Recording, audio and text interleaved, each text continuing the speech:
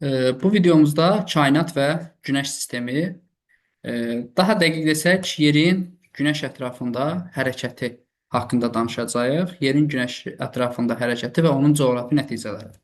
Biz ötən dərslərimizdə də danışdıq ki, yerin Günəş ətrafında hərəkəti nəticəsində işıqlanma qurşaqları yaranır. Və özdə bu hərəkət necə idi? Yerin Günəş ətrafında hərəkəti meyilli hərəkət idi. Və bu meyillik nə qədər idi? Xatırlayırıqmı? 66,5 derece. 66,5 dərəcə meyilli olduğu üçün qütb dairələri 66,5-dən keçirdi. Və bu səbəbdən də tropiklər neçədən keçirdi? 23,5. 23,5. Bəli. Əgər yerin orbit müstəvisinə meyilliliyi 70 dərəcə olsaydı, tropiklər neçədən keçərdi? 20'den. 20 derecede. 20 dərəcədən. Əla. Bu dedi ki, tropiklər arasında qalan tropik işıqlanma qurşağıdır. Tropik. Tropiklə mülayim arasında qalan, qütb dairəsi arasında qalan şimal mülayim işıqlanma qurşağı və 66,5 ilə 90 arasında qalan isə şimal qütb işıqlanma qurşağıdır. Cənubda da eyni. Bura cənub mülayim deyərik. Bura isə cənub qütb qurşağı deyəcək. Deməli, şimal qütb işıqlanma qurşağına şimal sərhəddi mövcuddurmu? Ben 90 derece. Mövcud deyil, sərhəd deyil o. Sərhəd deyil, sərhəddi yoxdur. Şimal mülayim işıqlanma qurşağının şimal sərhəddini soruşsa, şimal mülayim işıqlanma qurşağının şimal sərhəddi 66,5 şimal. Ekranı yazmayaq, çox xahiş edirəm, ekrana toxunmayın. Deməli. 66,5-dir. Tropik işıqlanma qurşağının şimal sərhəddi 23,5 şimal enliyir. Amma şimal qütb işıqlanma qurşağının şimal sərhəddi mövcud deyil. 90 şimal enliyi onun ən şimal nöqtəsidir. Məsələn, sual düşə bilər ki, Bakı şəhəri ilə şimal qütb işıqlanma qurşağının ən şimal nöqtəsi arasındakı məsafəni hesablayın. Bakı şəhəri ilə şimal qütb işıqlanma qurşağının ən şimal nöqtəsi arasındakı ən qısa məsafəni hesablayın. Bu zaman 90 çıxılsın 40 bərabərdir 50, vuracaqsınız 111-ə. Yəni, şimal qütb işıqlanma qurşağının ən şimal nöqtəsi desə, 90 şimal enli. Cənub qütb işıqlanma qurşağının ən cənub nöqtəsi haradır? 90 cənub cənub. enli. Bəli. Amma bunlar sərhəd hesab edilməz. Yadda saxlayın. Bir də işıqlanma qurşağı ilə bağlı bəzi burada qeydləri yazım, istəyən qeyd edə bilər. Dedik ki, 5 dənə işıqlanma qurşağı var. Bunlardan biri tropik, bir tropik var, 2 mülayim var və 2 qütb işıqlanma qurşağı var. Bunların da özünə məxsus xüsusiyyətləri var. Məsələn, tropikin əsas xüsusiyyəti ondan ibarətdir ki, Günəş ildə 2 dəfə zenitdə olur. Bu bir qaydadır. Mülayim özünə məxsus xüsusiyyəti var ki, fəsillər aydın müşahidə edilir. Qütbün özünə məxsus xüsusiyyəti var ki, gecə və gündüzün adi növbələşməsi müşahidə edilir. Bunlar ümumi qaydalardır. Müşahidə edilir. Bunu hər kəs bilir. Ona görə də imtahana çalışırlar, istisna məqamları salsınlar. Edilmir olmalı değil mi? Gecə gündüz növbələşməsi müşahidə Bozulur da. aydın növbələşməsi müşahidə edilir. Orada qeyd etdik, səhv yazdıq. Burada belə olmalıydı. Bir dəqiqə təzədən yazaq. Texniki səhv getdi. Tropikdə dedik, Günəş ildə 2 dəfə zenitdə olur. Mülayimdə fəsillər aydın müşahidə edilir dedik. Qütbdə qütb gecə gündüzləri müşahidə edilir. Yəni, gecə və gündüzün adi növbələşməsi pozulur. Növbələşməsi pozulur. Bunu belə yazmaq istədik bayaq. Pozulur. İndi bax, düşə bilər ki, imtahana. Mülayim enliklərdə, mülayim işıqlanma qurşağında yerləşən bütün məntəqələrdə fəsillər aydın müşahidə edilir. Bu ifadə doğrudur yoxsa yanlışdır? Yanlışdır. Bəli, yanlış ifadə. Bütün məntəqələri olmaz. Çünki qar xəttindən yuxarı olan ərazilərdə mümkün deyil ki, fəsillər aydın müşahidə edilsin. Və yaxud da mülayim işıqlanma qurşağı daxilində subarktik iqlimdə fəsillər aydın müşahidə edilmir. Mülayim işıqlanma qurşağı daxilində tropik iqlimin yayıldığı ərazilər var. Məsələn, İranda, İraqda, Səudiyyə Ərəbistan. Fəsillər aydın müşahidə edilmir. Ona görə bu ifadə yanlışdır. Qütb işıqlanma qurşağında il boyu gecə və gündüzün adi növbələşməsi pozulur. Doğru. Yanlışdır. Bu da yanlışdır. Bayaqki ifadə də yanlış idi. Bu da yanlışdır. Niyə yanlışdır? Çünki il boyu sözü dedi. Biz öyrənəcəyik ki, məsələn, 66.5 şimal enliyində yalnız 22 iyunda qütb gündüzü, 22 dekabrda isə qütb gecəsi baş verir. Gündüz, gecə. Deməli, ildə 2 dəfə pozulur. Bir dekabrda, bir də iyunda. Yəni, il boyu pozulması müşahidə edilməz. Belə istisna məqamları yadda saxlayıb qeyd etmək lazımdır. İndi gəlirik günəşin deməli, zenit vəziyyətinin dəyişməsinə və tarixlər üzrə. Bilirik ki, günəş 21 mart tarixində ekvator üzərində zenitdə olur. 21 mart. Buna deyirik yaz gecə gündüz bərabərliyi. Yer kürəsi bərabər işıqlanır. Yəni, şimal yarımkürəsi və cənub yarımkürəsi eyni dərəcədə işıq alır. 21 mart tarixindən sonra günəş şimala doğru hərəkət edir. Şimala doğru hərəkət edəndə artıq şimal yarımkürəsində gündüzün uzunluğu gecənin uzunluğundan çox olur. Baxın, 21 martda 12 saat gecə, 12 saat gündüz idi hər tərəfdə. Amma 21 martdan sonra artıq gündüz şimal yarımkürəsində artdı, gecə isə azaldı. Yəni 12 saatdan aşağı düşdü. Cənub yarımkürəsində isə əksinə, gecə artdı, gündüz azaldı. Yəni şimal yarımkürəsində nə deyiriksə, cənubda onun əksi olacaq. Və belə olan halda nə baş verir? Baxın, ekvator xətti çəkdir. Buna da tropik xətti deyək, burada 23.5. Burada qütb dairəsi deyək, 66.5. Burada qütb deyək. Günəş məsələn 10 dərəcə şimal enliyinə gəldi, çatdı. Bu zaman qütb gündüzləri qütbdən cənuba doğru gəlir. Günəş 10 dərəcə şimala gedəndə qütb gündüzdə 10 dərəcə cənuba gəlmiş olur. Deməli, günəş 10 dərəcə şimal enliyində olanda hansı paraleldə qütb gündüzü müşahidə edilir desə, 80 şimal enliyi. Əla. Təkcə 80 şimal enliyi deyil, 80 şimal enliyi 90 arasında qalan bütün ərazilərdə qütb gündüzü müşahidə edilir. Günəş gəldi 20 şimal enliyinə çatdı. 20 şimal enliyində zenitdədir. Bu hara qədər gəlir? 70 70 şimal enliyinə qədər gəlir. Bəs 70 cənub enliyindən cənubda qalan məntəqələrdə nə olacaq? Gecələr. Bəli, artıq orada qütb gecələr olacaq. Çünki şimalın əksidir. Günəş gəldi 66.5 dərəcə, yox, üzr istəyirəm, 23.5 dərəcə şimal enliyi, yəni şimal tropik üzərində zenitdə oldu. Bu zaman hara qədər gəlir qütb gündüzü? 66.5. Bəli. 22 iyunda burada zenitdə oldu, sonra geri qayıtdı günəş. O zaman 66.5-də qütb gündüzlər də nə edir? Tədricən şimala qayıdır. Günəş geri qayıdanda artıq qütb gündüzlər də geri qayıdır. Günəş buna tərəf gələndə, şimala gedəndə o da cənuba gəlir. Günəş geri dönəndə o da geri dönür, qayıdır. Bu günəşin hərəkəti ilə bağlıdır. Eyni zamanda 66.5 dərəcə cənub enliyindən cənubda qalan məntəqələrdə də gecə olur və 22 iyunda qütb gecələri olur. Sonra 22 iyundan sonra tədricən gecələr geri çəkilməyə başlayır. Deməli 66.5 dərəcədə 22 iyun tarixində gündüz olur.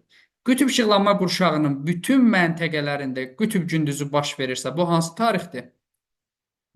22 iyun. 22 iyun tarixidir. Aydındır. Məsələn, buna aid bir neçə cümlə yazım. Siz onun doğru və yaxud da yanlış olduğunu özünüz müəyyən edin, qeyd edin. Məsələn, yazıram bura. Deyir ki, Ellsmere adasında qütb gündüzlərinin davam etmə müddəti Baffin torpağı adasından çoxdur.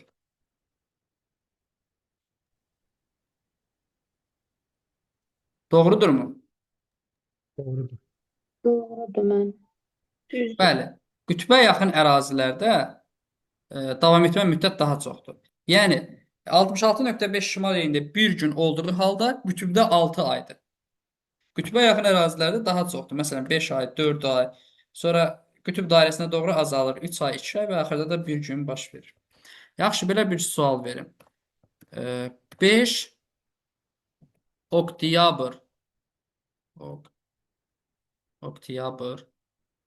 tarixində Şimal qütb işıqlanma qurşağı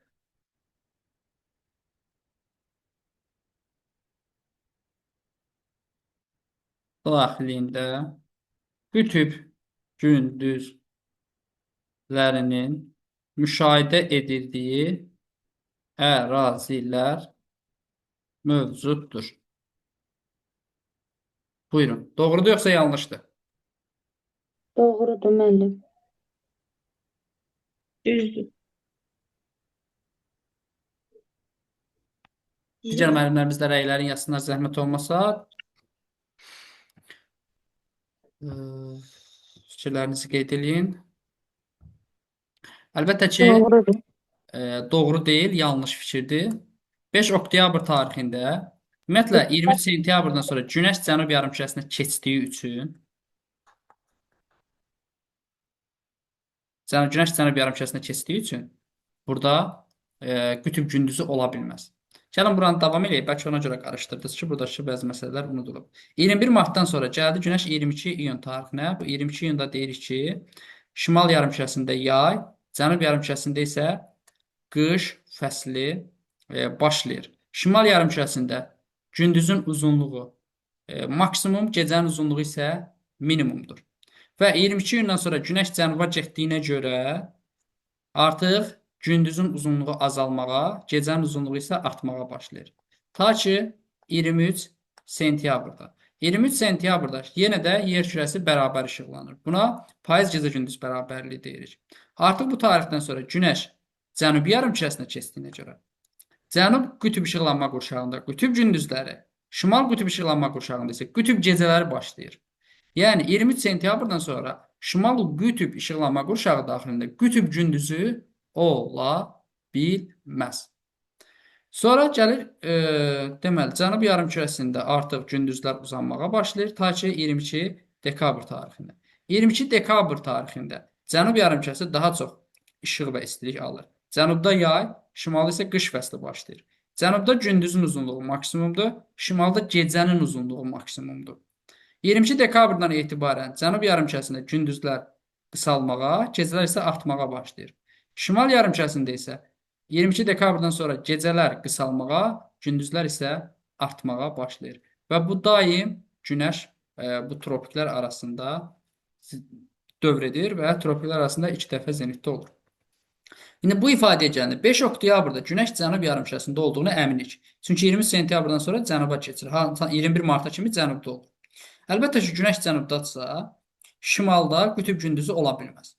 İndi bəs deyə bilərsiniz ki, müəllim 66.5 şimal elində 22 dekabrda axı qütb gecəsi olacaq.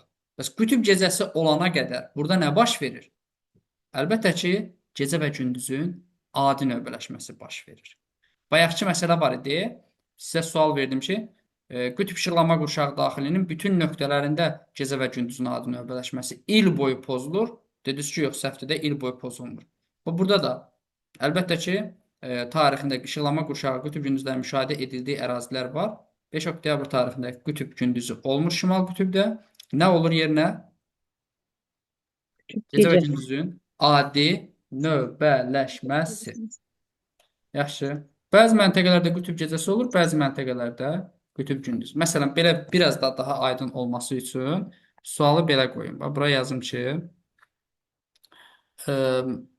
5 oktyabr tarixində 66,5 şimal 66,5 şimal enliyi olması, 66,5 şimal enliyində gecə və gündüzün adi növbələşməsi müşahidə edilir.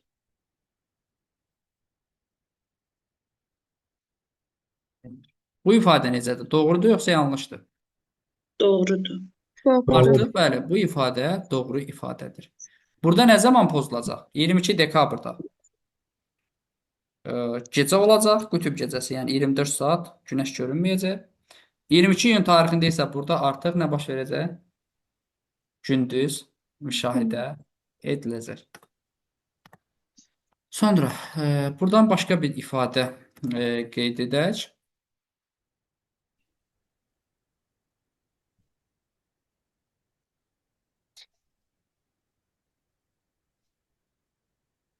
Müəllim, mən bir sual verə bilərəm. Buyurun.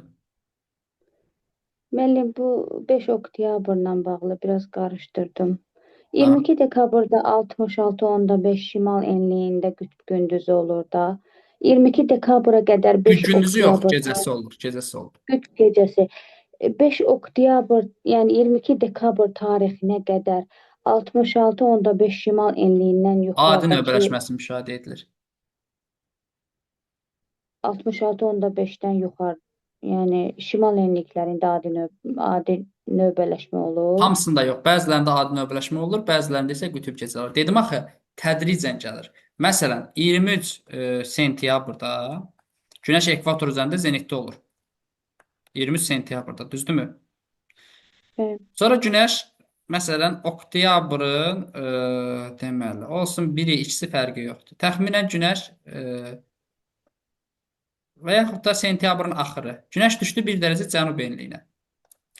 Artıq qütb gecəsi hara gəlir burada? 89-da müşahidə edilir. Yaxşı. Bəli. Burada artıq qalır 70, 66,5.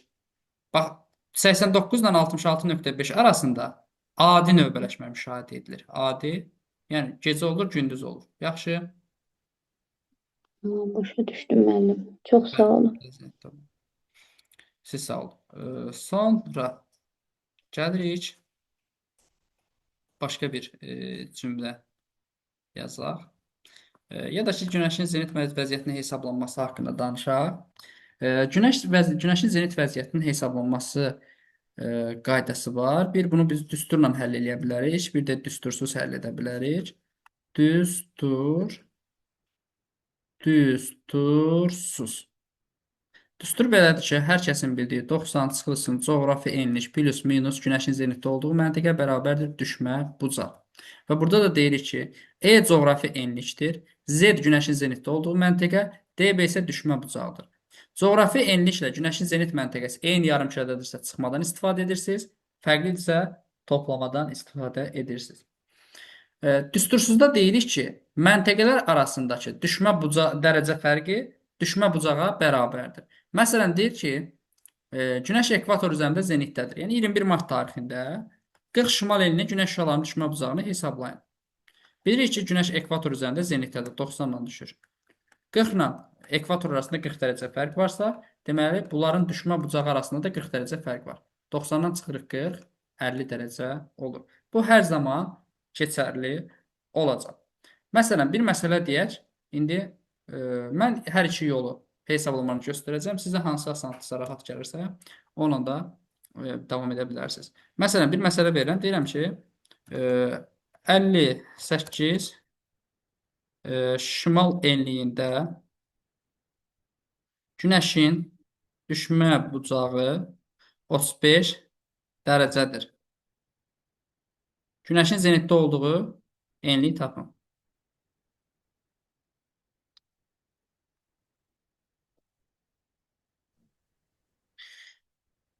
Burada bunu iki yolla da mən sizə təqdim edəcəyəm. Bunun birincisini düsturla həll edək, düsturda yerinə qoyaq. Deməli, 90 çıxılsın, coğrafi enliyimiz 58-dir. Günəşin zenitdə olduğu enliyi bilmirəm, plus minus z bərabərdir 35 dərəcə. 90-dan 35 çıxanda eləyir 55, bərabərdir plus minus z. Z də bərabərdir, yox, 58 plus minus z. Buradan da z bərabərdir. 58 bu tərəfə keçir, olur mənfi 3. Sonra mənfi 3-ü geri qaytaranda burada z-də var idi axı, olur 3. Artıq burada bu mənfi müsbət söhbəti müəllimlər 3-ü alır, düsturlar. Amma bilmir ki, 3-ü şimal enliyi eləsin, yoxsa cənub enliyi. Çünki məsələn, baxın, mənfi z-i bura keçirdəndə 55 gəlib bu tərəfdə mənfi olacaq. 98 çıxılsın, burada müsbətdir bu tərəfdə mənfi olacaq. 98 çıxılsın 50, 3 şimal enliyi alınacaq. Artıq bu məsələlərdə şimal və yaxud da cənub enliyi almaq məsələsini biraz riyaziyyəti zəif olan müəllimlər qarışdıracaq. Ona görə onlara tövsiyə olunur ki, məhz bu qaydadan istifadə olunsun. Məsələn şərtində deyir ki, 58 şimal enliyində günəşin düşmə bucağı 35 dərəcədir. Günəşin zenitdə olduğu enliyi tapın. Günəşin zenitdə olduğu enlikdə də günəş 90 dərəcə bucaq altında düşər. Bucaqlar arasındakı fərq dərəcə fərqinə bərabərdir. 90-dan 35 çıxanda qalar 55 dərəcə. 58-dən də 55 çıxanda 3 aldım. Müsbət 3 aldım. Müsbət olduğuna görə şimal enliyi götürəcəm. Əgər mənfi olsaydı, cənub enliyi götürərdim. Və yaxud da başqa bir qayda yazaq. Deyir ki, günəş 20 şimal enliyində zenitdədir. Bu zaman günəşin 75 dərəcə bucaq altında düşdüyü paralelləri müəyyən edin. Burada da yenə bax, düstur məsələsi. Bu biraz mürəkkəb formada veriləcək. İndi mən sizə sadə formasını təqdim edirəm. Bu məsələdə də artıq düstura getməyə, yenə deyirəm, ehtiyac yoxdur. Biz nə edərik? Günəş 20 şimal enliyində zenitdədirsə, zenitə 90 yazarıq.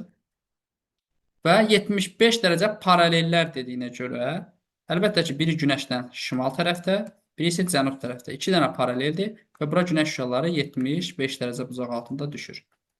Birinə x deyək, birinə z deyək. Bunlar arasındakı fərqi tapırsınız. 90 çıxılsın 75, 15. 20-dən 15 şimala gedirsiniz. 35 şimal enliyi. 15 dərəcə cənuba gəlirsiniz. 5 şimal enliyi. Belə tapmaq daha rahatdır. Nəinki burada oturub düsturu həll etmək. Məsələn, belə bir sual MİQ imtahanına düşüb. 18 və 22 şimal enliklərinə günəşin düşmə bucağı eyni olduğu vaxt, səhv yazdığım sözlərə fikir verməyin, olduğu vaxt günəşin zenitdə olduğu enliklə Bakı şəhəri arasındakı məsafənin 1 bölünsün 200, deməli 1 santimetrdə 200 kilometr olan miqyaslı xəritədə nə qədər olar?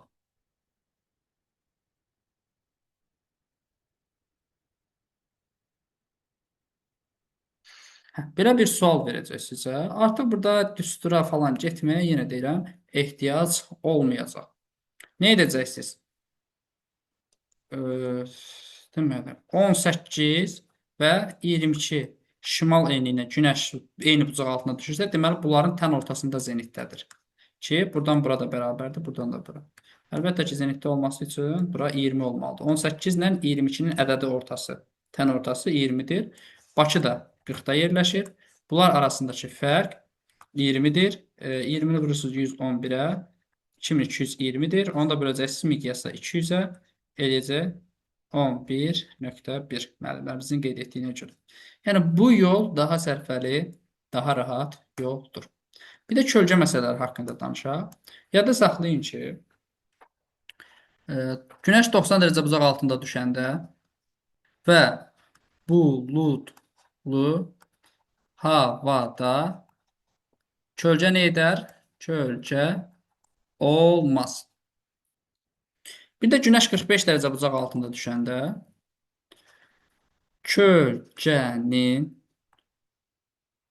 uzunluğu cismin öz uzunluğuna bərabər olar. Əgər günəşin düşmə bucaq böyükdür 45 dərəcədən, bu zaman kölgə cisimdən necə olar? 45 dərəcədən böyükdürsə qısa olar. Günəşin düşmə bucağı artdıqca kölgə qısalır, kölgə azalır. Yaxşı, qısa olar deyəcəksiniz. Baxın, 90 dərəcədə kölgə yoxdur. 45 dərəcədə yarısına bərabərdir. 45 dərəcədə özünə bərabərdir. 45 yox, 60 götürsəydik, təxminən yarısına bərabər olacaqdı. Yarısı. Deməli, belə çıxır ki, günəşin düşmə bucağı, ümumiyyətlə, real həyatdan da bilirsiniz ki, Azərbaycanda dekabr ayında kölgəmizin uzunluğu, günəşin düşmə bucağı az olduğuna görə kölgəmizin uzunluğu daha çox olur. Yayda isə düşmə bucağı çoxdur, kölgəmizin uzunluğu daha qısadır. Yəni, düşmə bucağına kölgə tərs mütənasibdir. Düşmə bucağı artdıqca kölgə qısalır. Məsələn, 45 dərəcədə kölgə cismin öz uzunluğuna bərabərdir deyirik, düzdürmü?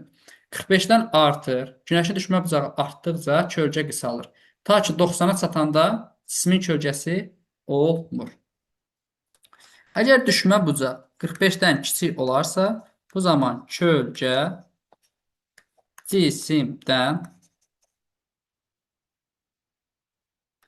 uzun olur. Kölgənin uzunluğu cismin öz uzunluğundan daha uzun olur. Bu qaydaları biləndən sonra imtahana hansı formada düşür, onu da deyəcəm. Yadda saxlayın ki, müəllimlər. Bəzi şeylər var ki, düzdür, əzbərin tərəfdarı deyiləm. Yaxşı olar ki, məntiqlə yaxşı fikirləşək, amma bəzi məsələlər var ki, onu əzbərləmək lazımdır ki, sabah imtahanda vaxtımız çox getməsin. Məsələn, hamı hesablaya bilir də 22 gündə Bakı günəş şüalarının düşmə bucağı nə qədərdir?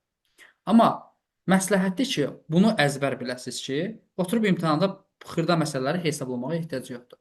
Heç ehtiyac olmasın. Məsələn, 1281 kilometr bölünmüş saat, bu müdavimlərimiz bilir ki, bu Bakının öz o xətırında fırlanma sürətidir. Bunu əzbər bilmək yaxşıdır ki, imtahanda bunu hesablamağa vaxtımız getməsin. Məsələn, indi burada bir məsələni qeyd edirəm ki, 21.5 və 68.5 dərəcə paralellər arasında günəşin günorta vaxtı 45 dərəcə bucaq altında düşməsi müşahidə edilir. Yəni, şaquli cismin kölgəsinin uzunluğu özünə bərabər ola bilər. Yəni, şaquli cismin kölgəsi özünə bərabər ola bilər. Bunu yadda saxlayacaqsınız. Niyə? Tutaq ki, imtahana getdiniz. İmtahana düşür ki, ekvator xətti üzərində ildə 2 dəfə cismin kölgəsi öz uzunluğuna bərabərdir. Düzdür, yoxsa yanlış?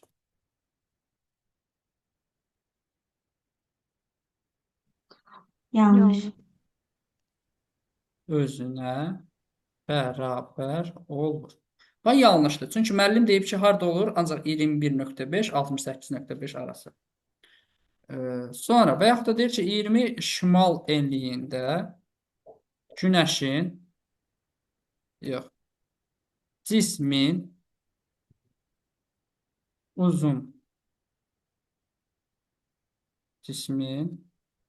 kölgəsinin uzunluğu cismin öz uzunluğuna bərabər olur. Düzdür, yoxsa səhvdir? Səhvdir. Doğru. Necə doğru olur axı? Dedi ki, 21.5. Yanlışdır. Yanlışdır. Səhv olacaq bu ifadə. Yaxşı. Və yaxud da bax, belə bir sual düşə bilər ki, 20 şimal enliyində cismin kölgəsinin uzunluğu öz uzunluğundan böyük ola bilməz. Getdiniz belə bir sual düşdü. 20 şimal enliyində cismin kölgəsinin uzunluğu cismin öz uzunluğundan böyük ola bilməz. Düzdür də 45 dərəcədən aşağı olmur ki orada. Əlbəttə, tamamilə doğrudur. Düz ifadədir. Çünki 45 dərəcədən bu kiçik olur. Təbii ki, yenə deyirəm, bax buradakı məsələlər günorta vaxtına aiddir. Ha. Bu tip məsələlər hamısı günorta vaxtı üçün xarakterlikdir. Aydındır. Deməli, burada bu ifadə necə oldu? Cismin uzunluğunu böyük ola bilməz. Doğrudur, ola bilmir. Çünki 45 ilə düşə bilməz. 45 ilə düşsə özündən bərabər olacaq. 45-dən kiçik bucaq altına düşməlidir ki, burada cismin öz uzunluğuna bərabər olsun. Və burada da minimum düşmə bucaqlar enliklər üzrə fərqlidir. Baxın, burada yazacağam. Məsələn, Bakıda günəş şüalarının minimum düşmə bucağı 22 dekabrda olur. Neçə dərəcə? Bunu əzbər bilirsiniz. 26.5. 26.5. O zaman 50 şimal enliyində neçə olar? 10 dərəcə bundan uzaqdır. Günəşdən uzaqdırsa 10 dərəcə kiçik olacaq da, yəni. 16.5. 60-da 6.5. 6.5. 70, 80, 90-da Qütb gündüzləri 0. Gecələri. Qütb gecələri olduğuna görə 0 olur. Sonra 30-da 36.5. 36.5. 20-də 46.5. 46-da. Görürsünüz, 45 olmur. 45 olmadığına görə özünə bərabər olmur. 45-dən kiçik ola bilmir. Ona görə də kölgənin uzunluğu özündən uzun ola bilməz. Sonra 10, 56.5. 56.5. Ekvator 66.5. 66.5. Sonra gəlirəm, bax burada belə bir ifadə yazıram.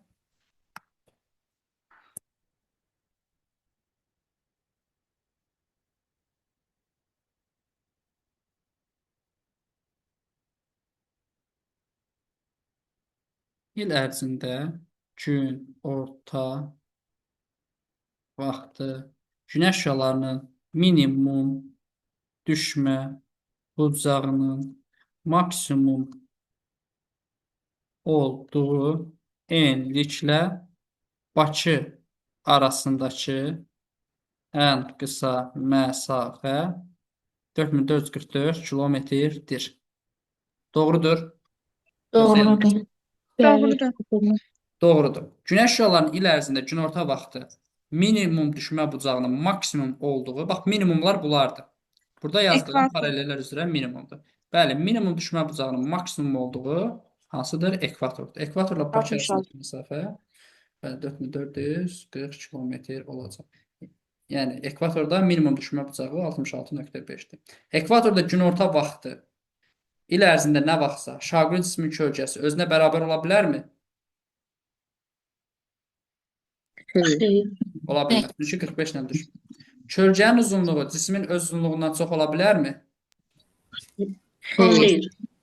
Xeyr. O da mümkün hal deyil. Keçən bax dərsdə bu haqqda danışdıq. İmtahanda da gəldi, bax belə bir sual düşdü. İmtahanda belə bir sual düşmüşdü ki, qütb işıqlanma qurşağı daxilində il ərzində gün orta vaxtı şaquli cismin kölgəsinin uzunluğu öz uzunluğuna bərabər ola bilməz. Yanlışdır. Ola bilməz. Bax, ifadə budur. İndi siz bundan haqqda məlumatlı olmasaydınız, əlbəttə ki, bu sual sizə çətinlik yaradacaqdır. Amma artıq məlumatlısınız deyə bu ifadəyə nə deyəcəksiniz? Doğru yoxsa yanlış? Yanlış.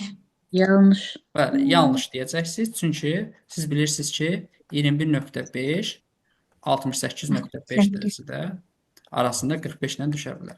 Mülayim işıqlanma qurşağının bütün nöqtələrində Kölgənin uzunluğu günorta vaxtı cismin uzunluğuna bərabər ola bilər. Doğru. Doğru. Doğrudur. Doğrudur. Çünki mülayim qurşağın sərhəddi 23.5-dən 66.5-ə qədər olandır. Bunun içərisində daxildir.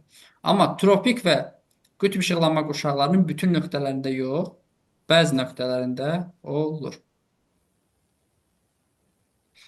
70 plus yox. 66.5-dən sonraki 66.5, 66, 66, 67, 68. Yəni 66.5-dən 90 arasındakı bütün enliklərdə minimum düşmə bucağı 0 dərəcədir. Təkcə 70. Aydındır. Müəllim, Gəlin. bir sual verə bilərəm. Buyurun. Bir də bu testlərdə deyilir, mülayim işıqlanma qurşağında deyir ki, il boyu kölgə şimal istiqamətindədir. Bu günorta vaxtı desə düzdür, amma günorta vaxtı yazılmasa səhv fikirdir.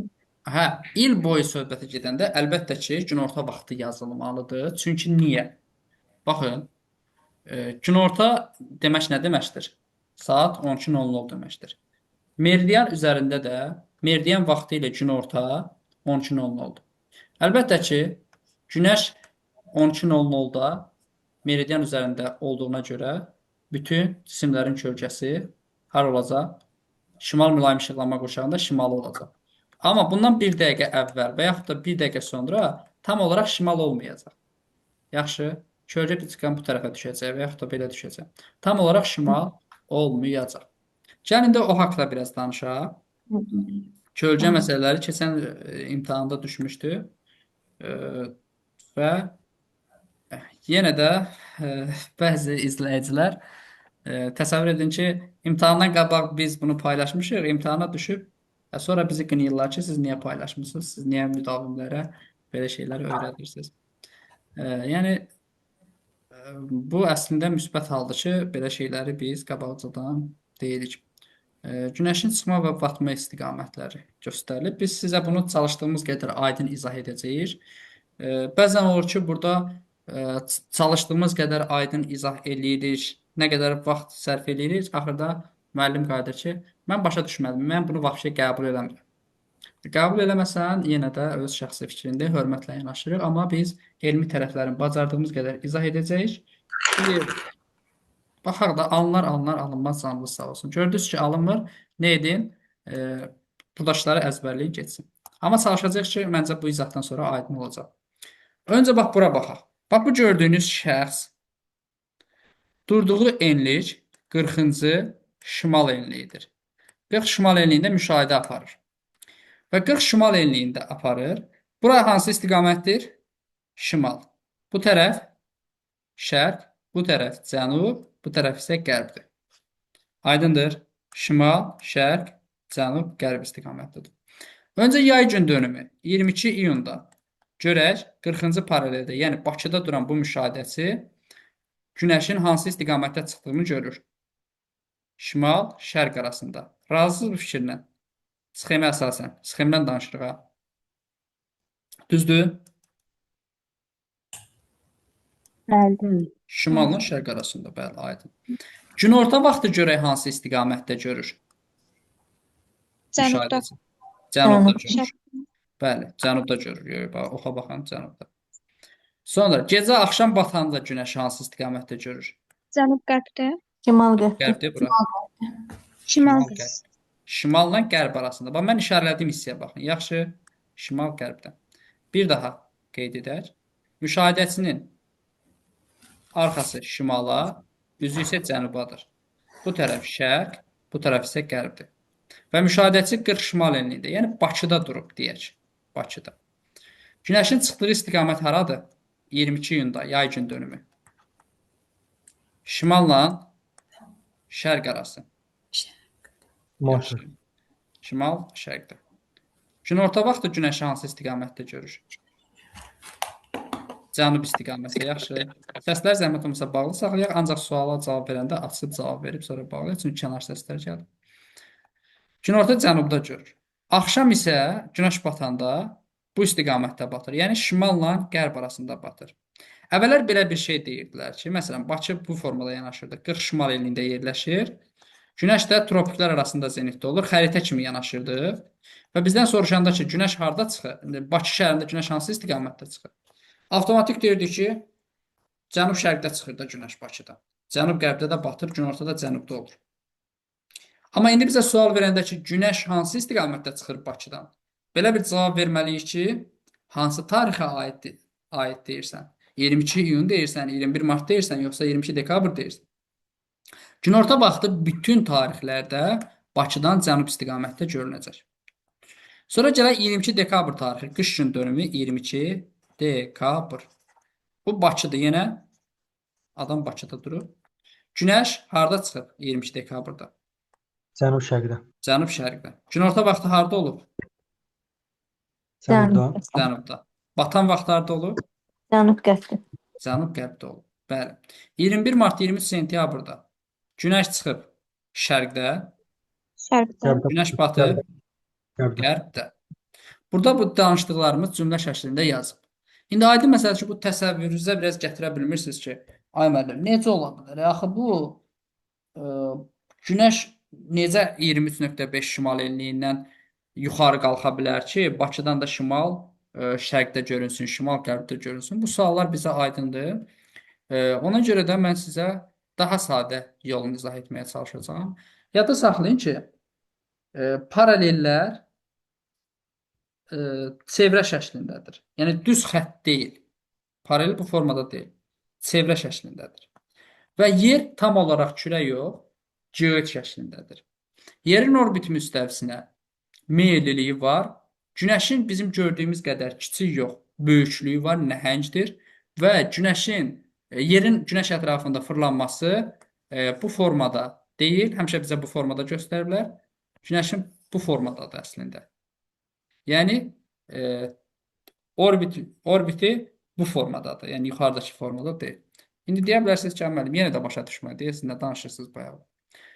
Ona görə biz sizə sxematik bir izah verməyə çalışacağım. Dedik ki, paralellər düz xəttlər şəklində yox, çevrə şəklindədir. Bax, bu istiqamətdir. Bakı şəhərdə harda yerləşir? 40 şimal enliyində. 50 şərq uzunluğunda. Şərq uzunluğu. İndi bura baxaq. Günəş əlbəttə ki 22 iyun tarixində tropik üzərində çıxır. Bu istiqamətdə günəş çıxır. İndi gəlin baxaq, günəşin çıxdığı vaxt Bakıdan hansı istiqamətdə olur? Bura Bakıdır. Bakı. Bura şərq, bura qərb, burası cənub, burası isə şimal. İndi 22 iyunda Bakıdan hansı istiqamətdə çıxdı? Şimal. Günəş şimal tropikindən şimala getdimi? Yox. Tropikin üzərində qalıb. Yenə günəş şimal tropik üzərində zenitdədir. Amma görünüş olaraq Bakıdan hansı istiqamətdə görünür? Şimal. Şərq istiqamətində. Günorta gəlir bu paralel boyunca. Baxın. Günəş gəlir bura. Günorta hansı istiqamətdə görünür Bakıdan? Cənubda görünür. Cənubda. Cənubda görünür. Sonra axşam vaxtı batanda gəlir yenə də bu istiqamətdə batır. Şimalla qərb arasında batır. Bəli. Aydın olur. Bu da təsəvvürünüzə gətirə bilirsiniz belə. Bəli. Məncə belə daha aydın olar. Digərləri isə aydındır. Təxminən ekvatorda da gəlib bura qədər çıxdığına görə Bakıdan şərqdə görsənir çıxmağı, Bakıdan batmağı qərbdə görsənir. Cənubda isə, yəni 22 dekabrda olduğu kimi cənub-şərqdə çıxır, cənub-qərbdə batır. Belə. Bu tarixləri də burada qeyd etmişəm. Bunları yadda saxlayın. Sonra belə bir sxematik vəziyyət verə bilərlər bizə ki, bu sxema aid olan fikirləri müəyyən edin. Öncə belə bir sxem versə, üstünə təbii ki, tarixi qeyd etməyəcək. Tarixi biz müəyyən etməliyik. Qütb işıqlanma qurşağına baxın. Bura əgər işıqlıdırsa, günəş şüaları düşürsə və cənub qütb işıqlanma qurşağı qaranlıqdırsa, günəş düşmürsə, deməli 22 iyun tarixidir. Və 22 dekabr tarixində yenə şimal qütb işıqlanma qurşağına baxırsınız, gecədir. Cənub qütb işıqlanma qurşağında isə qütb gündüzləri müşahidə edilir. Buna 22 dekabr tarixi deyirik. Hər iki tarix üçün oxşar xüsusiyyət nədir? Günəş şüaları ekvatora minimum bucaq altında düşür. Yəni 66,5 dərəcə. Ekvator yeganə paraleldir ki, Günəş ildə 2 dəfə minimum bucaq altında düşür. Bir Günəş şimal tropikində zenitdə olanda, bir də cənub tropikində olanda, zenitdə olanda. Məsələn, Bakıda Günəş şüaları ildə bir dəfə minimum olur, o da 22 dekabrda. 40 cənub enliyində bir dəfə olur, o da 22 iyun tarixində. Bəli. Amma burada ekvatorda ildə 2 dəfə olur. Şimal, bu şəkli verərlər, hansı xüsusiyyətlər var? Günəş şimal tropik üzərində zenitdədir. Şimal yarımkürəsində yay, cənubda isə qış fəsli başlayır. Şimal yarımkürəsində maksimum gündüz, minimum gecədir. Cənub yarımkürəsində tam əksidir. Maksimum gecə, minimum gündüzdür. Ekvatordan şimala getdikcə gündüzün uzunluğu artır, gecə isə azalır. Ekvatorda il boyu gecə və gündüzün uzunluğu bərabərdir, 12 saatdır. 22 iyunda şimal qütb dairəsindən şimalda qalan bütün məntəqələrdə qütb nə olur? Gündüzləri olur. Deməli 12-dən 24-ə qədər gündüz nə edir? Artır. İndi bax belə bir sual verim sizə. Görəm bu cümlə sizə aydın oldu yoxsa yox. Bax belə bir məntəqə verirəm. 3 dənə məntəqə verəcəm. Bura A məntəqəsi, bura B məntəqəsi, şimal tropikdir. Bir də burada olsun 60 şimal enliyi C məntəqəsi. C. Deyir, hansı məntəqədə gündüzün uzunluğu daha çoxdur? 22 iyun tarixində hansı məntəqədə gündüzün uzunluğu daha çoxdur? C Məntəqəsində. Əlbəttə ki, C məntəqəsində. Qütbə daha yaxın olan məntəqədə gündüzün uzunluğu daha çox olacaq. Deməli, bu aydın. Ekvatordan, bunu dedi. Bakı şəhərində günorta vaxtı günəş şüalarının maksimum düşmə bucağı 22 iyun tarixində 73,5-dir. Kölgənin uzunluğu isə minimum olur Bakıda 22 iyun tarixində günorta vaxtı. Şimal qütb dairəsində şimalda qalan bütün ərazilərdə qütb gündüzləri, cənubda isə qütb gecələri müşahidə edilir. 22 iyun tarixindən etibarən 22 iyundan sonra şimal yarımkürəsində gündüzlər yavaş-yavaş azalmağa başlayır, gecələr isə yavaş-yavaş uzanmağa başlayır. Çünki bax burada qeyd etdik ki, fikir verin baba burada. Hardadır? Şimal yarımkürəsində gündüzün uzunluğu maksimumdur. Maksimumdan sonra nə etməlidir? Qısalmalıdır. Gecə isə minimumdur. Minimumdan sonra nə etməlidir bu tarixdən sonra? Artmalıdır. Sonra 22 dekabra baxaq. Günəş cənub tropik üzərində zenitdədir. Cənub yarımkürəsində yay, şimalda isə qış fəsli başlayır. Şimal yarımkürəsində gecənin uzunluğu maksimumdur, gündüzün uzunluğu isə minimumdur. Cənub yarımkürəsində isə bunun tam əksidir. Gündüz maksimumdur, gecə minimumdur. Ekvatordan şimala getdikcə gecələrin uzunluğu artır. Gündüzlər isə qısalır. Ona görə deyirik ki, məsələn, 22 iyun tarixində Balakəndə gecənin uzunluğu Lənkərandan çoxdur. Yəni, Balakən şimal qütbünə yaxın olduğuna görə gecənin uzunluğu daha çox olur 22 dekabrda. Bakı şəhərində günorta vaxtı günəş şüalarının minimum düşmə bucağı 26,5-dir. Kölgənin maksimum olduğu tarixdir. Şimal qütb dairəsində şimalda qalan məntəqələrdə qütb gecələri, cənubda isə qütb gündüzləri müşahidə edilir. 22 iyundan etibarən şimal yarımkürəsində gecələr qısalmağa başlayır. Çünki dedi ki, 22 dekabr tarixində gündüzün uzunluğu minimumdur. Minimumdan sonra nə etməlidir? Daha doğrusu gecənin uzunluğu maksimumdur. Gecənin uzunluğu maksimumdur. Maksimumdan sonra nə etməlidir? Qısalmalıdır. Gündüzün uzunluğu isə minimumdur. Minimumdan sonra nə etməlidir? Uzanmalıdır, yəni artmalıdır.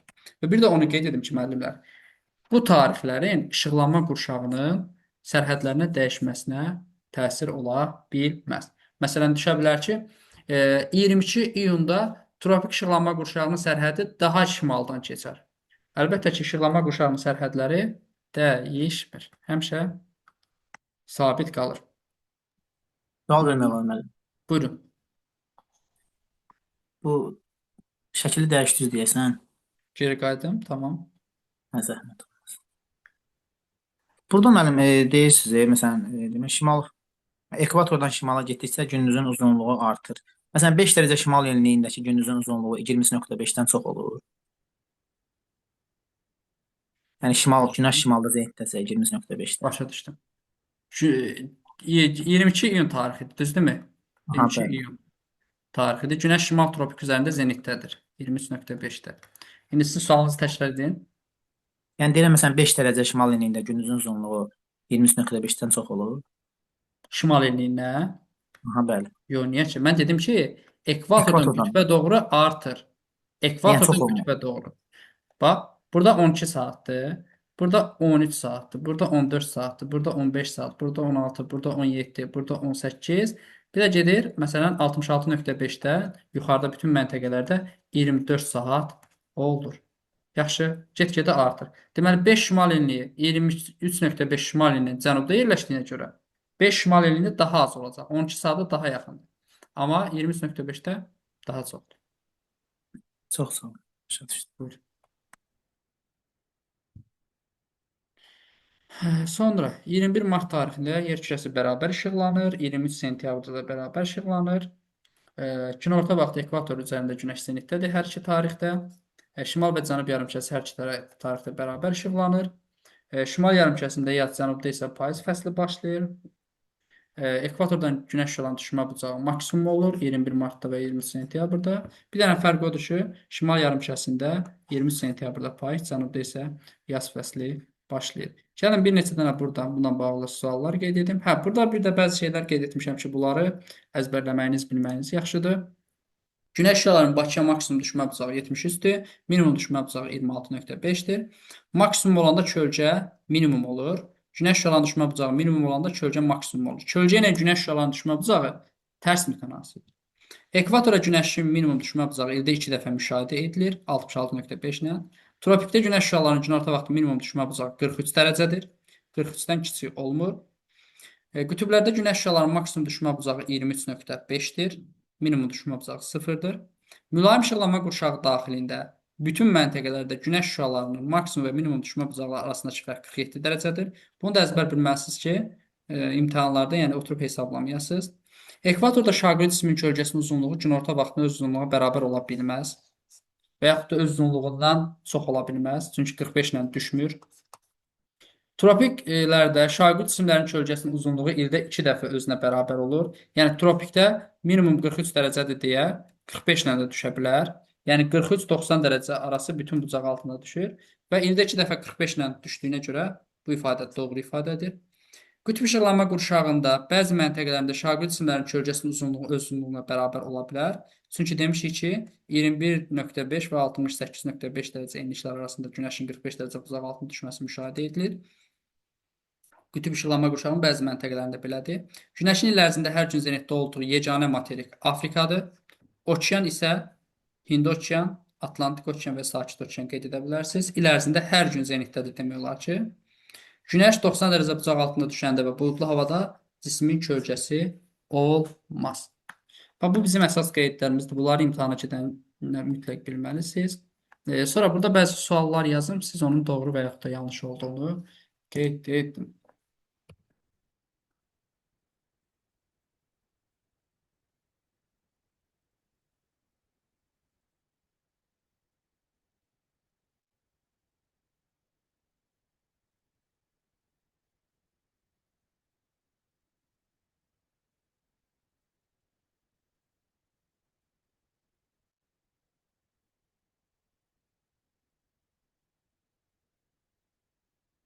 Tropik xətti üzərində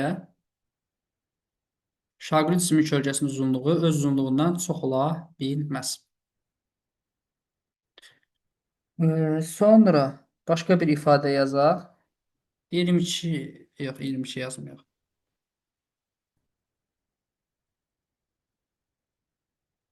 16 iyun tarixində günəş Cənubi Amerikada zenitdə ola bilər.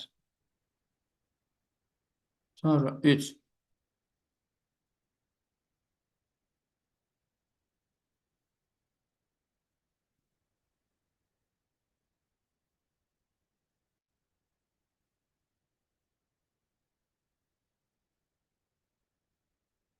Altı yanvar tarixində günəş Madagaskar adasında zenitdə ola bilər. Sonra dördüncü belə bir ifadə yazaq ki,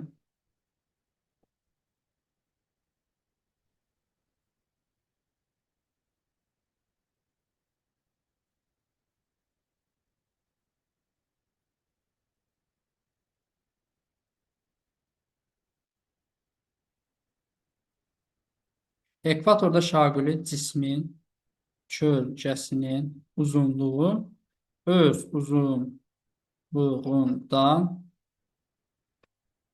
ə, çox ola bilməz.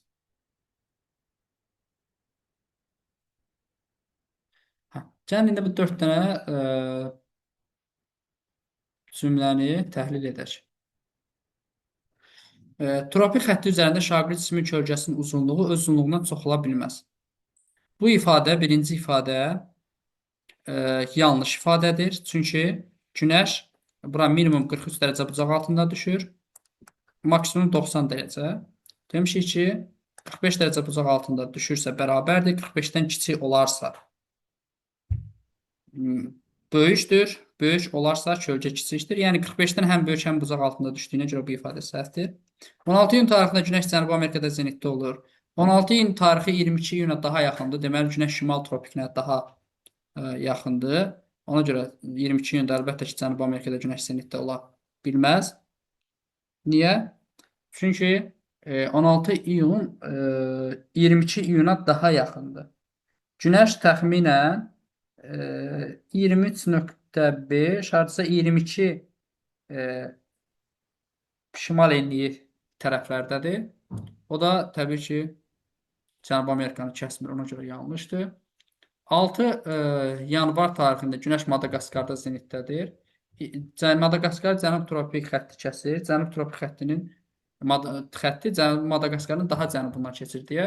Əlbəttə ki, Günəş 22 dekabrda cənub tropikinədək, 6 yanvarda şimala qayıdır. Amma yenə də Madaqaskarda zenitdə olmuş olur. Təxminən Günəş paralel üzrə 1 dərəcəni 4 günə hərəkət edir. 4 günə. Belə təxminən dəqiqdir. Hesablaya bilərsiniz. Məsələn, 6 yanvarla 22 dekabr arasında təxminən neçə gün fərq var? 9, bu da 15 gün fərq var. X deyirsiz, X bərabərdir. Yox, 15 gün səhv yazdım, dərəcə yazdım. 1 günə 4 dərəcə gedirsə, X dərəcəni də 15 günə gedər. Biz bunu 16 gün eləyək ki, işimiz rahat olsun. X bərabərdir 4 dərəcə getmiş olar. Təxminən 16 gündə 23.5-dən 16 dərəcə şimala getmiş olar. Bu deyilər 19.5. Bu da Madaqaskar adası kəsişir deyə bu ifadə doğru olacaq. Ekvatorda şaquli cismin kölgəsinin uzunluğu öz uzunluğundan çox ola bilməz ifadəsi, şaquli cismin kölgəsinin uzunluğu öz uzunluğundan çox ola bilməz ifadəsi doğru ifadədir. Çünki heç bərabər də ola bilməz. O ki, qaldı özündən çox olsun. Çünki 45 dərəcə bucaq altında düşmür. Minimum 66.5 dərəcə bucaq altında düşür. Belə.